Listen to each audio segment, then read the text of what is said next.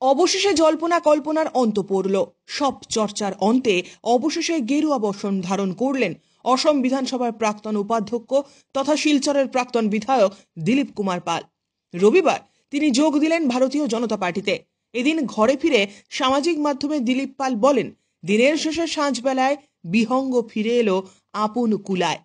অবশেষে 1053 দিনের self quarantine সমাপ্ত। আবার এক নতুন ইনিংসের সূত্রপাত। আপনাদের সবার আশীর্বাদ, ভালোবাসা, আস্থা ও বিশ্বাস সর্বদাই আমাকে প্রেরণা দিয়েছে। জ্ঞানে অজ্ঞানে অতীতে কোনো ভুল ত্রুটি করে থাকলে ক্ষমা সুন্দর দৃষ্টিতে মার্জনা করবেন আমাকে।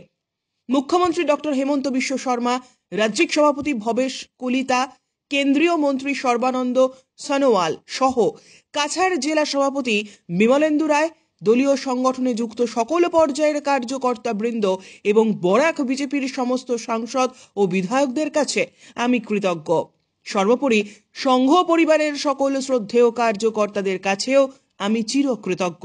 আমি দায়বদ্ধ কাছাড় জেলার, বিশেষ করে শিলচরের সম্মানিত নাগরিকদের কাছে, আমার অসংখ্য শুভাকাঙ্ক্ষীদের কাছে এবং বিজেপির তৃণমূল স্তরের আমার সহকর্মী বন্ধুদের কাছে, সুখে দুঃখে আমার পাশে ছিলেন যারা সর্বদা।